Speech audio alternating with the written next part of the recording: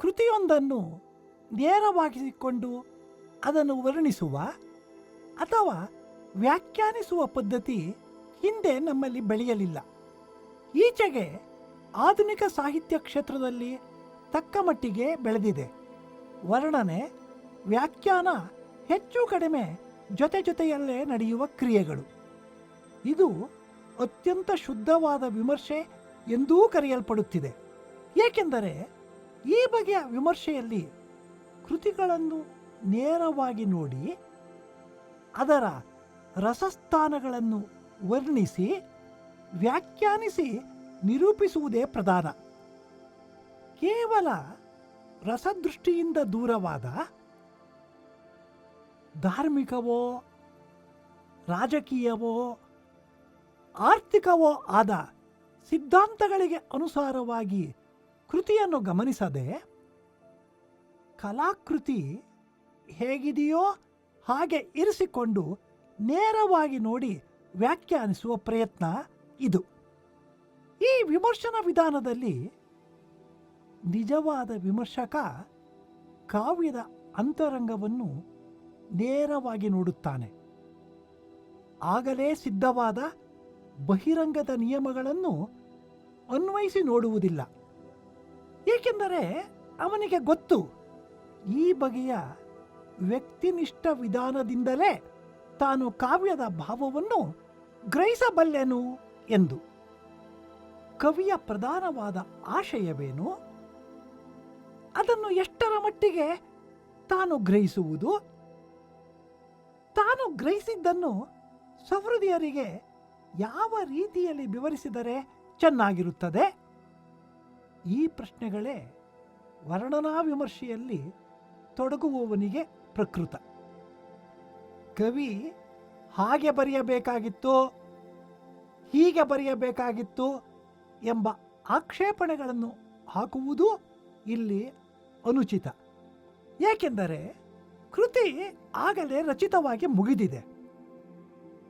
ಅದನ್ನು ತನ್ನ ಮುಂದಿಟ್ಟುಕೊಂಡು ವಿಮರ್ಶಿಸುವಾಗ ತಾನು ಅದೇ ಕೃತಿಯನ್ನು ಬರೆದಿದ್ದರೆ ಹೇಗೆ ಬರೆಯುತ್ತಿದ್ದೇನೋ ಹಾಗೆ ಆ ಕವಿ ಬರೆದಿಲ್ಲ ಎಂದು ಕೃತಿಯನ್ನು ಆಕ್ಷೇಪಿಸುವುದು ಸರಿಯಲ್ಲ, ಸಾಧುವೂ ಅಲ್ಲ. ಇಲ್ಲಿ ವಿಮರ್ಶೆ ಕವಿಯ ದೃಷ್ಟಿಯನ್ನು ಪ್ರಧಾನವಾಗಿರಿಸಿಕೊಂಡು ಪ್ರವರ್ತಿಸುತ್ತದೆ. ಕೃತಿಯಲ್ಲಿರುವ ಪಾತ್ರಗಳನ್ನು, ಅಂದಿನ ಪರಿಸರವನ್ನು ಗಮನದಲ್ಲಿ ಇರಿಸಿಕೊಂಡು ಕವಿಯ ಮೂಲ ಭಾವದ ಆಳಕ್ಕೆ ಹೊಕ್ಕು ನೋಡಲು ಪ್ರಯತ್ನಿಸುತ್ತದೆ. ಆದ ಕಾರಣ ಕೃತಿಯೊಂದನ್ನು ಕಲಾವಿದನ ಅನುಭವದ ಸಮಗ್ರ ರೂಪವೆಂಬಂತೆ ಗಮನಿಸುವುದೇ ಹೊರತು ಕೇವಲ ಅಂಶಗಳಲ್ಲಿ ಮಾತ್ರವಲ್ಲ. ಯಾವ ವಿಮರ್ಶಕ ಉತ್ತಮ ವ್ಯಾಖ್ಯಾನಕಾರನೋ ಆತ ತನ್ನ ಒಳಗಣ್ಣಿನಿಂದ ಕೃತಿನಿಷ್ಠವಾದ ಅಂತರಂಗ ಸತ್ಯವನ್ನು ಅರಿಯಬಲ್ಲ. ಇಂತಹ ರಸಜ್ಞತೆ, ಸೂಕ್ಷ್ಮ ದೃಷ್ಟಿಗಳಿಂದ ವರ್ಣನೆ ಮತ್ತು ವ್ಯಾಖ್ಯಾನಗಳು ಸ್ವಾರಸ್ಯವಾಗುತ್ತವೆ, ಸ್ವಾದುವಾಗುತ್ತವೆ. ಕನ್ನಡದಲ್ಲಿ ಕುವೆಂಪು ಅವರ ಕಾವ್ಯ ವಿಹಾರ, ತೀನಂಶ್ರೀಯವರ ಕಾವ್ಯ ಸಮೀಕ್ಷೆ, ಮಾಸ್ತಿಯವರ ಆದಿಕವಿ ವಾಲ್ಮೀಕಿ ಮತ್ತು ಭಾರತ ತೀರ್ಥ ಎಂಬ ಈ ಪುಸ್ತಕಗಳು ಇಂತಹ ವಿಮರ್ಶೆಯ ಮಾದರಿಗಳೆಂದು ಹೆಸರಿಸಬಹುದು. ವ್ಯಾಖ್ಯಾನ ವಿಮರ್ಶೆಗೆ ಸೂಕ್ಷ್ಮವಾದ ದೃಷ್ಟಿಯ ಜೊತೆಗೆ ಪ್ರತಿಭೆಯೂ ಬೇಕು. ಕವಿಕೃತಿಯಲ್ಲಿ ಒಂದು ಪದ್ಯವನ್ನು ಕುರಿತು, ಒಂದು ಸಂದರ್ಭವನ್ನು ಕುರಿತು, ಒಂದು ಪಾತ್ರವನ್ನು ಕುರಿತು ಪ್ರತಿಭಾಶಾಲಿಗಳಾದವರು ಮಾಡುವ ವ್ಯಾಖ್ಯಾನ ವಿಮರ್ಶೆ ಅವರವರು ವ್ಯಾಖ್ಯಾನಿಸಿದ ಭಾಗದ ಮೇಲೆ ಅಪೂರ್ವವಾದ ಬೆಳಕನ್ನೇ ತುಳುಕಿಸುವಂತಿರುತ್ತದೆ. ಕುವೆಂಪು ಅವರ ಸರೋವರದ ಸಿರಿಗನ್ನಡಿಯಲ್ಲಿ ಎಂಬ ಪ್ರಬಂಧದಲ್ಲಿ ನಾಗವರ್ಮನ ಅಚ್ಚೋದ ಸರೋವರದ ವರ್ಣನೆಯನ್ನು ಕುರಿತ ಎಲೆ ತಾರಾಗಂ ಹರಂ ಕಣ್ಣಿಡೆ ಕರಗಿದುದು ಎಂಬ ಪದ್ಯಕ್ಕೆ ಅವರು ಮಾಡಿರುವ ದೀರ್ಘವಾದ ವ್ಯಾಖ್ಯಾನ ಅದ್ಭುತ ರಮ್ಯವಾಗಿದೆ. ಅದೇ ಲೇಖನದಲ್ಲಿ ಪಂಪನ ಪದ್ಯವೊಂದನ್ನು ಕುರಿತ ವ್ಯಾಖ್ಯಾನವನ್ನು ಗಮನಿಸಬಹುದು. ಕುರುಕ್ಷೇತ್ರದ ಕಟ್ಟ ಕಡೆಯ ಘಟ್ಟದಲ್ಲಿ ಭೀಷ್ಮರ ಮಾತಿನಂತೆ ಒಂದು ದಿನ ಕೊಳದಲ್ಲಿ ಅಡಗಿ ಕಾಲವಂಚನೆಗೈಯಬೇಕೆಂದು ವೈಶಂಪಾಯನ ಸರೋವರದ ಬಳಿಗೆ ದುರ್ಯೋಧನನು ಬಂದಾಗ ಅವನ ಕಣ್ಣಿಗೆ ಆ ಸರೋವರ ಕಂಡದ್ದು ಹೀಗೆ. ಇದು ಪಾತಾಳ ಬಿಲಕ್ಕೆ ಬಾಗಿಲ್, ಧಲ್ ಘೋರಾಂಧಕಾರಕ್ಕೆ ಮಾಡಿದ ಕೂಪಂ. ಇದು ಬೆರತಲ್ತು ಉಗ್ರ ಕಾಳಾಂಬೋದರ ಛಾಯೆ ತಾನೆ ದಲ್ ಎಂಬಂತಿರೆ. ಕಾಚ ಮೇಚಕಚಯ ಛಾಯಾ ಅಂಬುವಿನ್ ಗುಂಪಿನಿಂ ಪುದಿದು ಬಕ ಬಳಾಕ ಆನೀಕ ರಾವಾಕುಳಂ ಸರೋವರಂ ಇರ್ದತ್ತು. ಈ ಪದ್ಯಕ್ಕೆ ಕುವೆಂಪು ಅವರ ವ್ಯಾಖ್ಯಾನ ಹೀಗೆ. ಪಂಪನು ಉಪಯೋಗಿಸುವ 3 ರೂಪಕಗಳು ದುರ್ಯೋಧನನ ಜೀವಿತ ದೆಸೆಗೂ ಅವನ ಅಂತಸ್ಥಿತಿಗೂ ಕೆತ್ತಿದ ಪ್ರತಿಮೆಗಳಂತಿವೆ.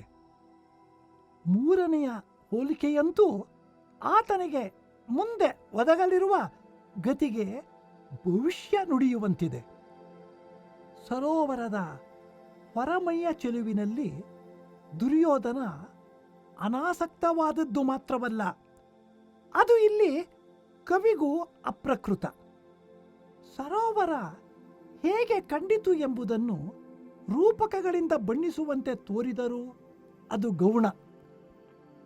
ಮುಖ್ಯವಾದುದು ಅದರಿಂದ ಹೊಮ್ಮುವ ಧ್ವನಿ. ಪಾತಾಳ ಬಿಲಕ್ಕೆ ಬಾಗಿಲ್ ಎನ್ನುವುದರಿಂದ ಆಳವಾಗಿತ್ತೆಂದು, ಘೋರಾಂಧಕಾರಕ್ಕೆ ಮಾಡಿದ ಕೂಪಂ ಎನ್ನುವುದರಿಂದ ನೀರು ಕರ್ರಗಿತ್ತೆಂದು ವ್ಯಾಖ್ಯಾನ ಮಾಡಿ ಅಲಂಕಾರಗಳನ್ನು ಹೇಳಿ ಎಲ್ಲ ಪೂರೈಸಿತೆಂದು ಮುಂದುವರಿಯುವುದು ಕುರುಡುಗಾಂಪು. ಪಾತಾಳ ಬಿಲಕ್ಕೆ ಬಾಗಿಲ್ ಎನ್ನುವುದು ಕೊಳದ ಆಳವನ್ನು ಸೂಚಿಸುವುದಕ್ಕಿಂತಲೂ ಅತಿಶಯವಾಗಿ ಕುರುಚಕ್ರವರ್ತಿಯ ಪತನದ ಆಳ ಅನಿತಿನಿತಲ್ಲ, ಪಾತಾಳದವರೆಗೂ ಇಳಿಯುತ್ತದೆ ಎಂಬುದನ್ನು ಸರಸ್ಸು ಸಾರುತ್ತದೆ. ಘೋರಾಂಧಕಾರಕ್ಕೆ ಮಾಡಿದ ಕೂಪಂ ಎನ್ನುವುದರಲ್ಲಿ ಆ ಪತನದಲ್ಲಿರುವ ಅಪಕೀರ್ತಿ, ತಮಸ್ಸು, ಅವಿವೇಕ, ಅಂಧಕಾರ ಮತ್ತು ಅದರ ಘೋರತೆ ಇವು ಪ್ರತಿಮಾನವಾಗುತ್ತವೆ.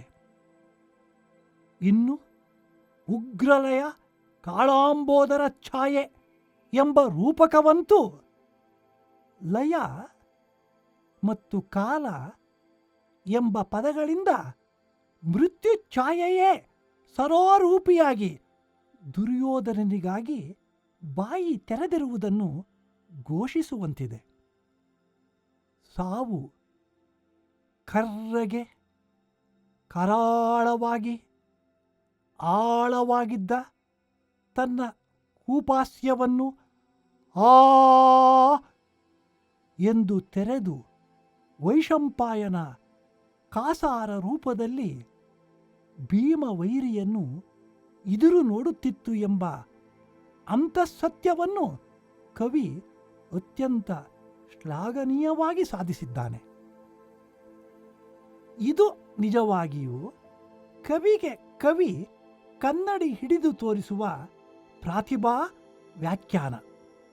ಈ ವ್ಯಾಖ್ಯಾನವನ್ನು ಓದಿದ ನಂತರ ಆ ಪದ್ಯದ ಬಗೆಗೆ ನಮ್ಮ ಕಣ್ಣು ತೆರೆಯುತ್ತದೆ, ಹೊಸತೊಂದನ್ನು ಪಡೆದ ಅನುಭವವಾಗುತ್ತದೆ.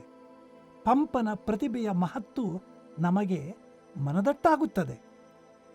ಬೇಂದ್ರೆಯವರ ಬೆಳಗು ಕವನದ ಒಂದು ಪಂಕ್ತಿ ಗಿಡಗಂಟೆಯ ಕೊರಳೊಳಗಿಂದ ಹಕ್ಕಿಗಳ ಹಾಡು ಹೊರಟಿತು ಹಕ್ಕಿಗಳ ಹಾಡು ಎನ್ನುವುದನ್ನು ಕುರಿತು ನಾದಲೀಲೆಯ ಮುನ್ನುಡಿಯಲ್ಲಿ ಶ್ರೀನಿವಾಸರು ಬರೆದ ವ್ಯಾಖ್ಯಾನ ಇದು. ಹಾಡುವ ಹಕ್ಕಿ ಗಿಡಗಂಟೆಯ ಕೊರಳು. ಉದಯದಲ್ಲಿ ಗಿಡ ಪಡುವ ಆನಂದವನ್ನು ಹಕ್ಕಿಯ ಹಾಡು ಹೊರಸೂಸುತ್ತದೆ.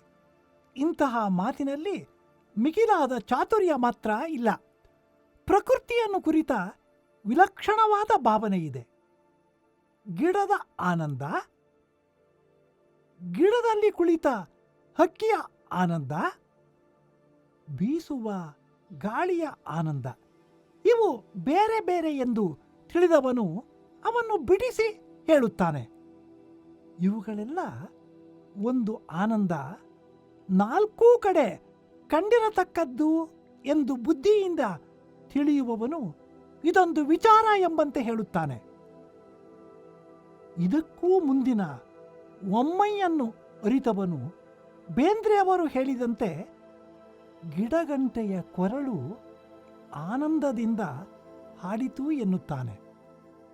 ಬಾಳೆಲ್ಲ ಒಂದು ಎನ್ನುವುದು ತಿಳಿವಿಗೆ ಮಾತ್ರ ಕಂಡಾಗ ಅಲ್ಲ, ಅನುಭವದಿಂದ ಕಂಡಾಗ ಮಾತ್ರ ಈ ಮಾತು ಪ್ರಯತ್ನವಿಲ್ಲದೆ ಬರುತ್ತದೆ. ರಸಜ್ಞರಾದ ವಿಮರ್ಶಕರ ಪರಿಪಕ್ವವಾದ ಅನುಭವದಿಂದ ಮೂಡಿದ ವ್ಯಾಖ್ಯಾನ ಇದು.